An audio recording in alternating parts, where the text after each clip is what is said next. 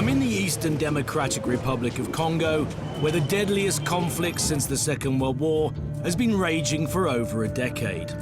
The war has already claimed millions of lives as bands of armed militias battle the army for control of the country's vast mineral wealth. One of the minerals, coltan, is used in our mobile phones, laptops, and remote controls. We may all have blood on our hands. They cut your arms first before they raped you. Rape as a weapon of war has become a brutal feature of this deadly conflict.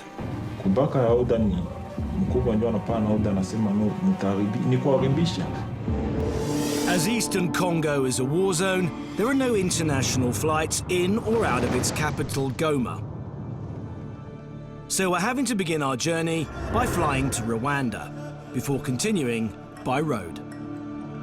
Rwanda is where the war in the Congo has its murky origins. We just arrived in Kigali, the capital of Rwanda.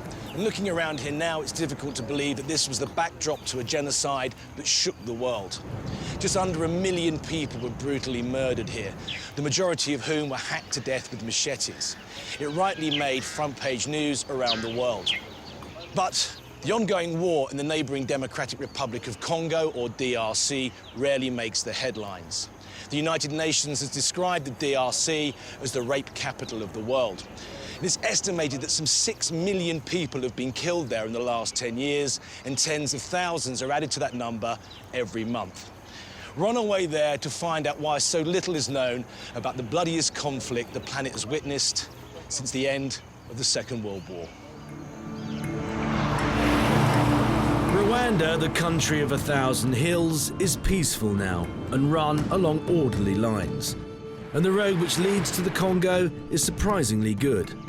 But it wasn't always like this. In 1994, simmering ethnic hatred in Rwanda between the Hutu and Tutsi tribes boiled over, and the Hutus set about systematically, ethnically cleansing the country of Tutsis. But the Tutsis then rose up against the Hutus, 2 million of whom were forced to flee the country. Amongst them were some of the ringleaders of the genocide. We've been driving for about 2 hours now, and the road is following a river that slowly winds into the Congo. And I'm reminded that this is the route that the Hutu militia took after the genocide in Rwanda. This is the way they got into the Congo. And once they arrived there, they started a war. Many users, for instance, whose veins have collapsed, or kids who are just getting into it, will liquefy it, take the syringe point up, and shoot it up their nose like nasal spray.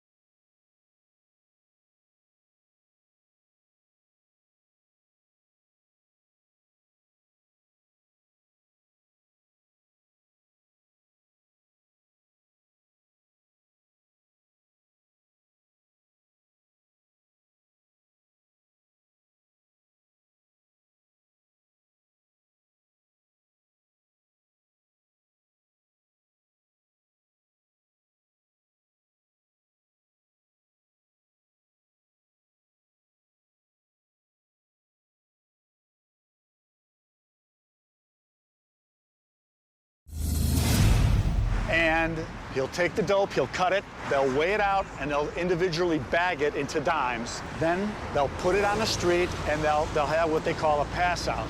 A pass out is free dope for all the customers.